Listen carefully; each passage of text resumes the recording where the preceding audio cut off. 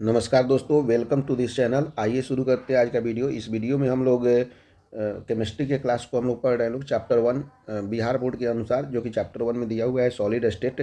तो उसको हम लोग अध्ययन कर रहे हैं एक बार, जिसमें हम लोग लास्ट क्लास में हम लोगों ने पढ़ लिया था सहसंयोजन ठोस तक हम लोगों ने पढ़ लिया था। तो तीसरा नंबर हमारा जो ठोस का प्रकार है वह है आणविक ठोस, जिसे हम लोग बोलते हैं मोलिकुलर सॉलिड्स। ये सभी जो है वो क्रिस्टलाइन सॉलिड के प्रकार हैं।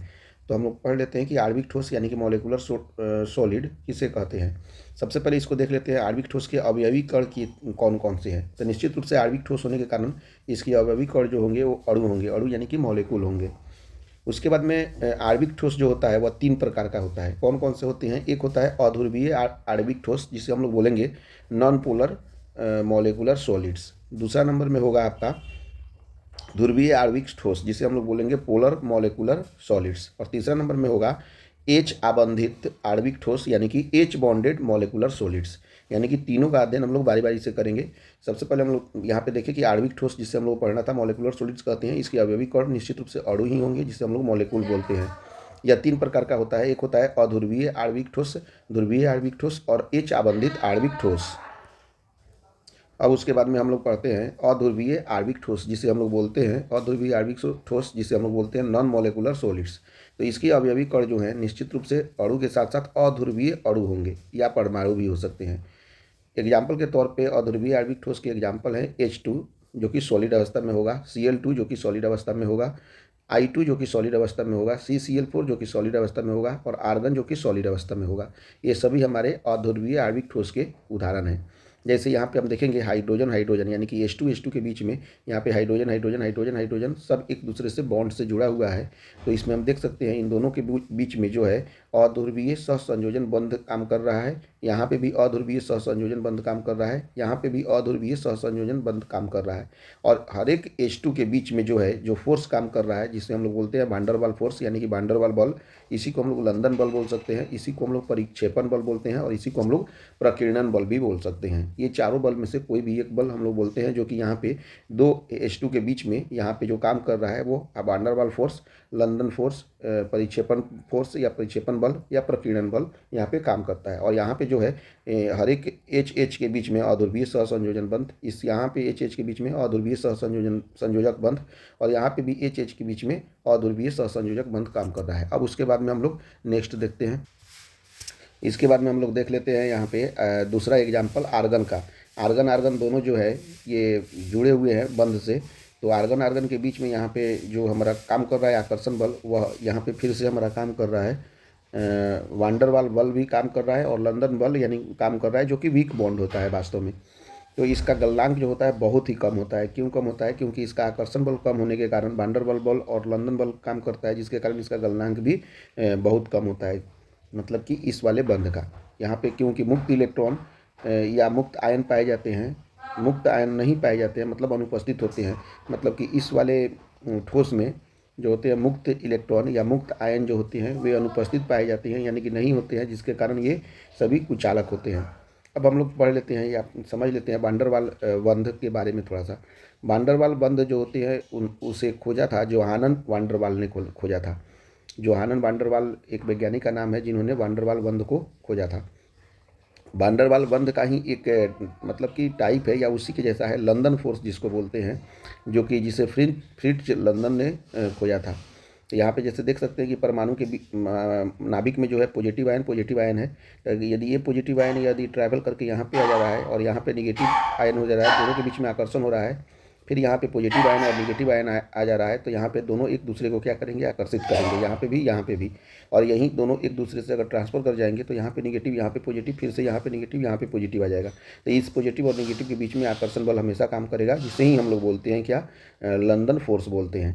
तो ये लंदन फोर्स जो होता है वह 1/r⁶ के बराबर होता है। इसे हम लोग याद रखेंगे, कभी कभी यूज हो सकता है। लेकिन लंदन फोर्स केवल कब काम करेगा? जब r का मान यानी कि रेडियस का मान लेस देन 500 pm के बराबर होगा, तब लंदन फोर्स डायरेक्टली प्रोपोर्शनल होता है परमाणु के आकार का, ये भी याद रखेंगे। इसी तरह से लंदन फोर्स से गलनांक आता है, तो गलनांक भी डायरेक्टली प्रोपोर्शनल होता है किसका? तो लंदन फोर्स का, जो कि वीक फोर्स होता है इसके। तो ये चीज़ हम लोग एक बार याद रखेंगे। अब हम लोग नेक्स्ट ठोस यानी कि ध्रुवीय आणविक ठोस को हम लोग पढ़ लेते हैं। उसके बाद में हम लोग शुरू करते हैं ध्रुवीय आणविक ठोस, जिसे हम लोग बोलते हैं पोलर मॉलिक्यूलर सॉलिड्स।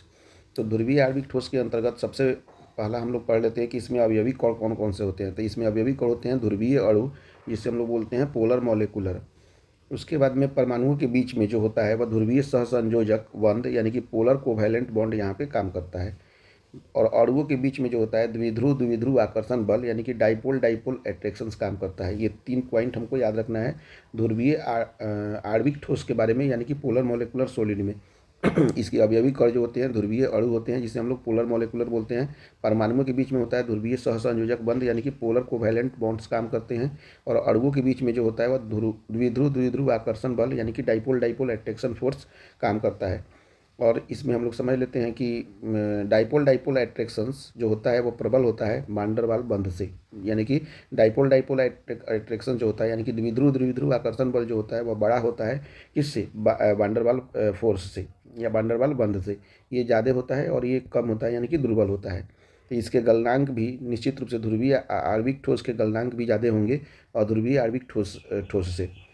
निश्चित रूप से ध्रुवीय आणविक ठोस जो होता है वे नर्म होते हैं और कुचालक होते हैं। इसका एक एग्जाम्पल हम लोग अब यहाँ पे देख लेते हैं कि इसका एग्जाम्पल क्या है। इसका एग्जाम्पल दिया हुआ है, जैसे मान लीजिए कि HCl होता है सॉलिड अवस्था में और SO2 सॉलिड अवस्था में। तो HCl का हम लोग एग्जाम्पल देख लेते हैं। हाइड्रोजन क्लोरीन जो होते हैं वे ध्रुवीय सहसंयोजक बंध से जुड़े हुए हैं। फिर से यहाँ पे हाइड्रोजन क्लोरीन जो है ध्रुवीय सहसंयोजक बंध से जुड़े हुए हैं। यहाँ पे हाइड्रोजन और क्लोरीन भी ध्रुवीय सहसंयोजक बंध से जुड़े हुए हैं और दोनों के बीच में जो है हमारा फोर्स जो काम कर रहा है वह द्विध्रुव द्विध्रुव आकर्षण बल यानी कि डाइपोल डाइपोल अट्रैक्शन फोर्स काम कर रहा है। क्यों? क्योंकि H और क्लोरीन पे जो होता है निगेटिविटी ज़्यादा होता है, जिसके कारण ये इसको ज़्यादा आकर्षित करता है। इसीलिए यहाँ पे हाइड्रोजन के पास में plus del plus positive ion उत्पन्न हो जाता है, यानी कि जिसको प्लस डेल से डिनोट करते हैं। क्लोरीन के ऊपर निगेटिव आयन उत्पन्न होता है जिसे हम लोग माइनस डेल से डिनोट करते हैं। यहाँ पे भी फिर हाइड्रोजन पे प्लस डेल और क्लोरीन पे माइनस डेल, हाइड्रोजन पे फिर से प्लस डेल, क्लोरीन पे माइनस डेल। इस तरह से हम लोग देख रहे हैं कि Cl यानी कि हाइड्रोजन और क्लोरीन के आयन के पास में यहाँ पे भी डाइपोल उत्पन्न हो रहा है, यहाँ पे भी डाइपोल, यहाँ पे भी डाइपोल डाइपोल डाइपोल डाइपोल उत्पन्न हो रहा है, जिसके कारण दोनों के बीच में डाइपोल डाइपोल अट्रैक्शन उस पर उत्पन्न हो जा रहा है। इसी को हम लोग बोलते हैं ध्रुवीय सहसंयोजक। इसके कारण बंध उत्पन्न हो रहा है और ये हमारा पूरा एग्जाम्पल हो गया इसका। अब हम लोग नेक्स्ट हाइड्रोजन आबंधित आणविक ठोस यानी कि हाइड्रोजन बॉन्डेड मॉलिक्यूलर सॉलिड्स के बारे में पढ़ लेते हैं। दिया हुआ है यहाँ पे। इसके अवयवी कण जो होते हैं वह हाइड्रोजन बॉन्ड बनाने वाले कण होते हैं। जो भी हाइड्रोजन बॉन्ड बनाने वाले अणु यानी कि मॉलिक्यूलर होंगे वे सभी इसके अवयवी कण हो सकते हैं। इसके एग्जाम्पल आप देख सकते हैं HF जो कि सॉलिड अवस्था में है, H2O जो कि सॉलिड अवस्था में होगा, NH3 जो कि सॉलिड अवस्था में होगा और CH3OH जो कि सॉलिड अवस्था में होगा। इससे भी ज़्यादा और भी एग्जाम्पल हो सकते हैं, लेकिन इतना हम लोग एग्जाम्पल याद रखेंगे। हाइड्रोजन आबंधित आणविक ठोस बनाने वाले परमाणुओं के बीच में आकर्षण बल जो होता है वह ध्रुवीय संयोजन बंध के द्वारा ये बनता है। अब हम लोग आगे देखते हैं अणुओं के बीच में जो आकर्षण बल यहाँ पे लगता है हाइड्रोजन आबंधित ठोस के बारे में, तो वो लगता है हाइड्रोजन बॉन्ड। ये विद्युत के कुचालक होते हैं रूम टेम्परेचर पे हमेशा जो होंगे ये विद्युत के कुचालक होंगे। इस तरह से हम लोग देख सकते हैं हाइड्रोजन आबंधित आणविक ठोस से होता है आपका ध्रुवीय आणविक ठोस, उसके बाद में अध्रुवीय आणविक ठोस। यही हम लोग 3 को पढ़े थे। इसमें प्रबलता का अगर हम लोग अध्ययन करेंगे तो हाइड्रोजन बॉन्ड का सबसे अधिक होता है। उसके बाद डाइपोल डाइपोल अट्रैक्शंस यानी कि ध्रुवीय जो बल होती हैं वे ज़्यादा मने होते हैं। उसके बाद में वान डेर वाल फोर्स ज़्यादा होता है, यानी कि प्रबलता सबसे ज़्यादा हाइड्रोजन बॉन्ड का होता है। उसके बाद डाइपोल डाइपोल अट्रैक्शन फोर्स का होता है और सबसे कम जो होता है वह वान डेर वाल फोर्स का होता है। गलनांक में जो आप कह सकते हैं वह हाइड्रोजन आबंधित आणविक ठोस का सबसे ज़्यादा होगा गलनांक। उसके बाद में ध्रुवीय आणविक ठोस का होगा और सबसे कम जो होगा अध्रुवीय आणविक ठोस का होगा। उसके बाद में हम लोग आ जाते हैं धात्विक ठोस के बारे में। धात्विक ठोस किसे कहते हैं?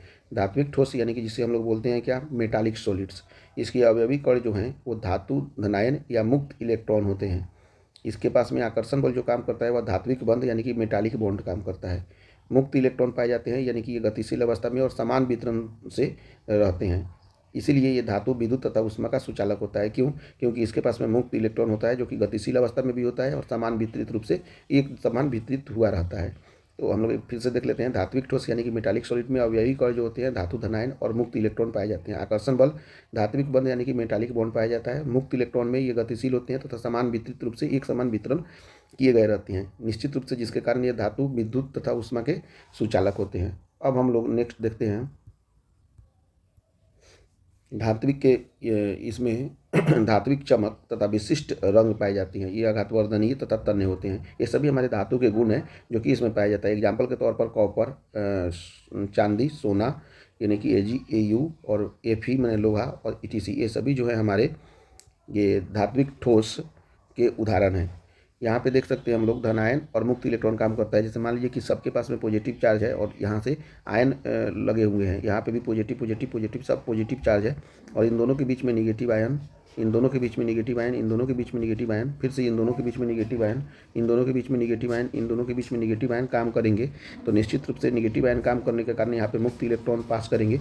मुक्त इलेक्ट्रॉन पास करने के कारण ये विद्युत के सुचालक हो जाएंगे और यहाँ पे हर एक जगह धनायन मौजूद है। धनायन और ऋणायन जो होता है एक दूसरे से मिलकर आपको मुक्त आयन यानी कि इस विद्युत के सुचालक के रूप में काम करेंगे। क्योंकि पॉजिटिव पॉजिटिव जो होता है विकर्षित करते हैं, निगेटिव निगेटिव भी विकर्षित करते हैं, लेकिन पॉजिटिव और निगेटिव जो होता है एक दूसरे को आकर्षित करते हैं, जो कि धात्विक बंध का निर्माण करते हैं, मेटालिक बॉन्ड का निर्माण करते हैं। तो यहाँ पे पॉजिटिव निगेटिव आयन होने के कारण यहाँ पे धात्विक बंध यानी कि मेटालिक बॉन्ड का निर्माण होता है। अब हम लोग पूरा समरी अभी तक जितना पढ़ा है वो सबका समरी हम लोग एक बार देख लेते हैं। समरी के तौर पे ये है कि क्रिस्टलीय ठोसों की तुलना हमको करना है। हमने अभी तक जो 3 टाइप के क्रिस्टलीय ठोस पढ़ा था। क्रिस्टलीय ठोस में के प्रकार में 3 पढ़ा था। एक पढ़ा था हम लोगों ने आयनिक ठोस, दूसरा पढ़ा था हमने सहसंयोजक ठोस और 4 प्रकार का पढ़ा था। एक पढ़ा था धात्विक ठोस और 5वां में हम लोग पढ़े थे ध्रुवीय ठोस के अंतर्गत अध्रुवीय आणविक ठोस, ध्रुवीय आणविक ठोस और H आबंधित आणविक ठोस हमने पढ़ा था। तो सबसे पहले इसके हम लोग तुलना कर लेते हैं। सबसे पहला जो है अध्रुवीय आणविक ठोस है। तो इसमें इसके कण जो होते हैं वो अध्रुवीय होते हैं और इसके पास में अणु और परमाणु उपस्थित होते हैं। इसका अध्रुवीय आणविक ठोस का आकर्षण बल जो होता है वह लंदन फोर्स या वान डेर वाल फोर्स होता है। अध्रुवीय आणविक ठोस के जो उदाहरण है वह H2 सॉलिड, I2 सॉलिड और आर्गन सॉलिड हैं। अध्रुवीय आणविक ठोस की जो प्रकृति होती है वह नर्म होती है। अध्रुवीय आणविक ठोस की जो चालकता होती है वो कुचालक होते हैं और अध्रुवीय आणविक ठोस का जो गलनांक होते हैं वो बहुत ही कम होते हैं। इसे हम लोगों को याद रखना है, एक जगह कर दिया है क्योंकि कन्फ्यूजन कुछ भी नहीं हो। उसके बाद में ध्रुवीय आणविक ठोस के जो कण होते हैं वो ध्रुवीय अणु होते हैं और इसका आकर्षण जो होता है ध्रुवीय आणविक ठोस का जो आकर्षण होता है वह द्विध्रुव आकर्षण बल काम करता है। ध्रुवीय आणविक ठोस का जो उदाहरण है HCl सॉलिड और SO2 सॉलिड है। उसके बाद में ध्रुवीय आणविक ठोस का जो प्रकृति होती है वो नर्म होती है। ध्रुवीय आणविक ठोस की जो चालकता होती है वो कुचालक होता है। ध्रुवीय आणविक ठोस का जो गलनांक होता है वो कम होता है। उसके बाद में तीसरा नंबर पे है आपका H आबंधित आणविक ठोस। तो H आबंधित आणविक ठोस में जो कण होते हैं वो अधिक होते हैं और ध्रुवीय अणु के रूप में काम करते हैं। इसके पास में H आबंधित आणविक ठोस का जो आकर्षण जो बल काम करता है वो हाइड्रोजन बॉन्ड काम करता है। उसके बाद H आबंधित आणविक ठोस के जो उदाहरण है HF सॉलिड, H2O सॉलिड और NH3 सॉलिड होते हैं। H आबंधित आणविक ठोस की जो प्रकृति होती है वो कठोर होती है। H आबंधित आणविक ठोस की जो चालकता होती है वो भी कुचालक होते हैं। H आबंधित आणविक ठोस के जो गलनांक होते हैं वो कम होते हैं। उसके बाद में हम लोग देखना है आयनिक ठोस। आयनिक ठोस के जो कण होते हैं वो आयन के रूप में उपस्थित होते हैं। आयनिक ठोस के जो आकर्षण होता है वो आयनिक बंध होता है। आयनिक ठोस का जो उदाहरण है वो NaCl, CaO और Na2SO4 होता है। आयनिक ठोस की प्रकृति जो होती है वह कठोर और भंगुर होती है। आयनिक ठोस की जो चालकता होती है ठोस कुचालक के रूप में ये स्थित रहता है तथा गलित सुचालक के रूप में रहता है। यानी कि जब आयनिक ठोस को हम लोग ठोस के रूप में लेते हैं तो वो कुचालक होते हैं और जब हम लोग सॉल्यूशंस में डालते हैं यानी कि पानी में जल में डालते हैं तो ये सुचालक के रूप में स्थित रहते हैं। आयनिक ठोस के जो गलनांक होते हैं वो बहुत ही अधिक होते हैं। उसके बाद में धात्विक ठोस का हम लोग अध्ययन करते हैं। धात्विक ठोस में जो होते हैं कण धनायन प्लस और मुक्त इलेक्ट्रॉन के रूप में उपस्थित रहते हैं। धात्विक ठोस में जो आकर्षण बल काम करता है वह धात्विक के बंध के रूप में काम करता है। तो धात्विक ठोस के उदाहरण जो हैं वो कॉपर, Ag, Au, Ag माने चांदी और Au माने सोना और Fe यानी कि लोहा। ये प्रकृति में कठोर तथा तन्य होते हैं। ये हमेशा सुचालक के रूप में काम करते हैं और इसका गलनांक जो होता है वह अधिक होता है। सहसंयोजक बंध यानी कि लास्ट हम लोग देखते हैं इसके जो कण हैं परमाणु हैं, इसके आकर्षण बल जो काम करते हैं वह सहसंयोजक बंध के रूप में काम करते हैं। इसके उदाहरण है हीरा, ग्रेफाइट और सिलिकॉन कार्बाइड यानी कि SiC। इसकी प्रकृति हमेशा कठोर होती है। ये चालकता के रूप में ये कुचालक होता है और ग्रेफाइट जो होता है ये सुचालक है। ये एक इसका अपवाद है, ठीक है कि नहीं तो बेसिकली सहसंयोजक ठोस जो होते हैं वो कुचालक ही होते हैं, लेकिन ग्रेफाइट जो होता है वह सुचालक के रूप में उपस्थित रहता है और इसका गलनांक जो होता है वह अधिक होता है। इस तरह से हम लोगों ने मतलब कि एक पोर्शंस को कंप्लीट कर लिया है क्रिस्टलीय ठोस के टाइप को और इसके बाद में हम लोग नेक्स्ट वीडियो में और भी आगे के लेक्चर्स को देखेंगे। वीडियो देखने के लिए थैंक यू वेरी मच। आप इस वीडियो को आप अपने दोस्तों के साथ शेयर कर सकते हैं। Thanks for watching. Thank you.